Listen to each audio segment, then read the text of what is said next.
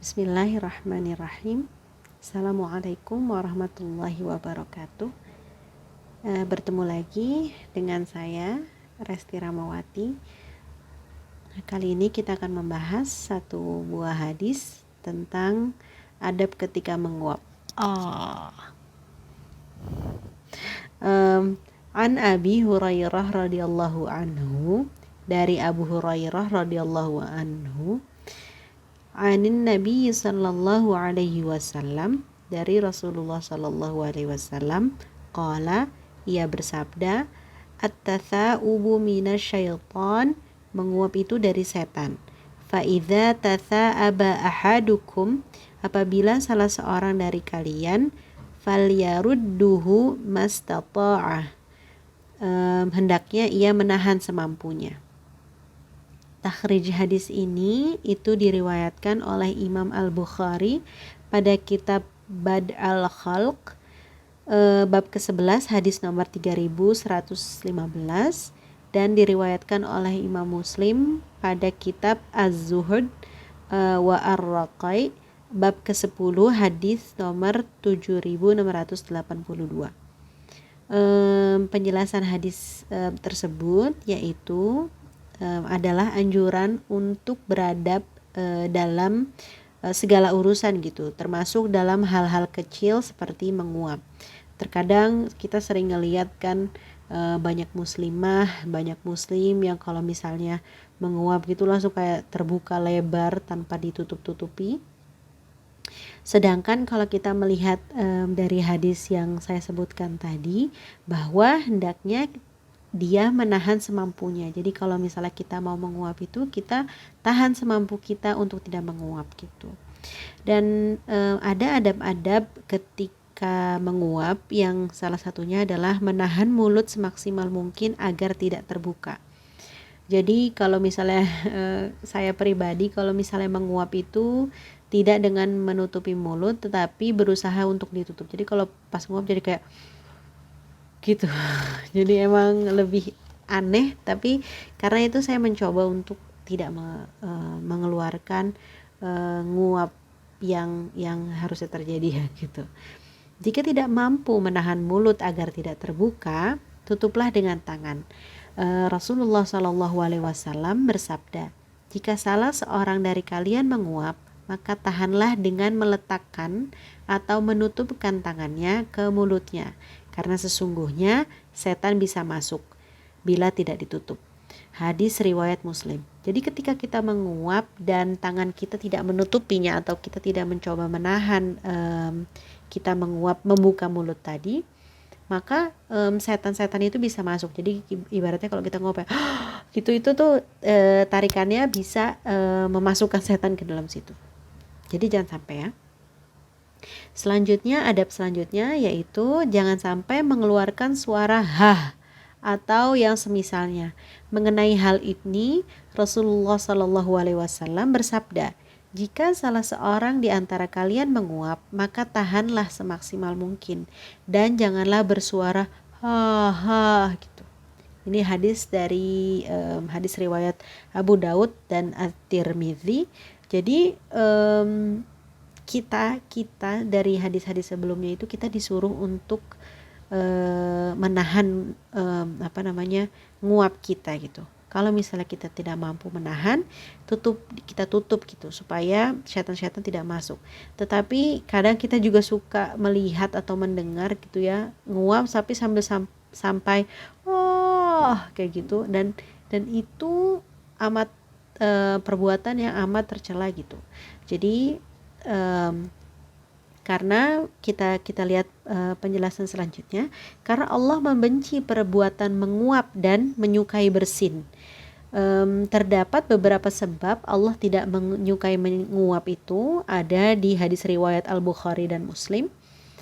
Karena menguap itu berasal dari setan, dan setan itu tidak mendatangkan sesuatu kecuali berupa hal-hal yang jelek. Sebagaimana sabda Rasulullah Shallallahu Alaihi Wasallam, adapun menguap maka sesungguhnya ia dari setan. Itu sama kayak penjelasan hadis yang tadi yang di awal ya. Dan juga menguap itu muncul disebabkan karena perturutan hawa nafsu, terutama makan sehingga menimbulkan rasa malas dan hilang semangat. Maka dari sini ada peringatan bagi kita untuk menjauhi sikap berlebihan ketika makan karena merupakan pemicu munculnya uap sebagai tanda diri sedang dalam keadaan malas dan tidak bersemangat. Kita sering ngerasain ini ya, ketika kita makan agak berlebihan lalu langsung mudah mengantuk gitu. Nah, ketika mudah mengantuk itu otomatis kita bakal menguap. Nah, setelah menguap otomatis kita akan leyeh-leyeh di kasur, terus jadi badan jadi nggak fit, jadi lemes, jadi males, dan ini semua adalah tipu daya setan. Jadi salah satu cara untuk avoid ini, menghambat ini atau menghindari ini, yaitu dengan tidak makan terlalu banyak, makan secukupnya saja.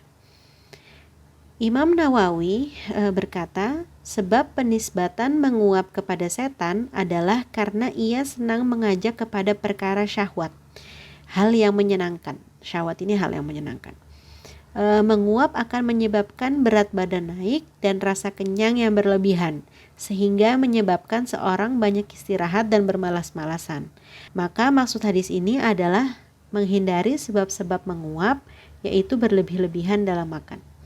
Jadi seperti yang tadi sudah aku jelaskan ya, kalau misalnya habis makan terus kita leyeh-leyeh, dan ini tuh semua hanyalah tipu daya setan yang untuk mengajak kita ke hal-hal yang mengandung syahwat gitu, hal-hal yang menyenangkan, dimana ketika hal-hal menyenangkan itu udah kita senangin, itu tuh ngebuat kita lalai dalam mengerjakan hal-hal kebaikan gitu. Dan mengucapkan lafaz ta'awudz, a'udzubillahi minasyaitonirrajim, tatkala menguap tidak termasuk tuntunan Rasulullah sallallahu alaihi wasallam. Akan tetapi mengucapkan lafaz ta'awudz itu diperintahkan tatkala seseorang hendak membaca Al-Qur'an ketika mendapati godaan syaitan dalam salat, sehingga banyak mengalami kelupaan atau hilang kekhusyuan, atau ditimpa godaan dari setan di luar salat, yakni godaan untuk bermaksiat atau godaan untuk meninggalkan perintah Allah, atau ketika mengalami mimpi buruk. Ini ada pada Al-A'raf, Quran surat ke-7 ayat ke-200, dan pada Quran surat An-Nahl, Quran surat ke-16 ayat ke-98. Jadi ketika kita menguap, kita tidak perlu membaca a'udzubillahi minasyaitonirrajim, ya, karena kita tahu ini dari syaitan, terus kayak kita menghindari ini. Tuntunannya dalam hal menguap ini tidak ada, karena ta'awudz itu diperuntukkan pertama ketika salat ya, kalau misalnya kita ngerasa keganggu dan kurang khusyuk, dan juga ketika kita tuh sedang mau bermaksiat gitu, atau godaan untuk meninggalkan perintah-perintah Allah, kayak misalnya jangan sholat deh, udah nanti aja. Itu kita bisa menggunakan ta'awudz untuk menghilangkan setan-setan yang ada, atau ketika kita mimpi buruk gitu, supaya setannya dihilangkan dengan ta'awudz itu. Tapi tidak ada anjuran atau tuntunan yang perlu kita lakukan ketika kita menguap, karena menguap aja harus ditahan, jadi nggak ada tuntunan lainnya gitu untuk menguap. Sekian pembahasan hadis kali ini, semoga bermanfaat dan juga bisa kita terapkan di kehidupan kita. Mari kita bersama-sama istighfar, astaghfirullahalazim, astaghfirullahalazim, astaghfirullahalazim, dan membaca hamdalah bersama-sama. Alhamdulillahirabbil alamin. Subhanakallahumma wa bihamdika asyhadu an la ilaha illa anta astaghfiruka wa atubu ilaik. Assalamualaikum warahmatullahi wabarakatuh.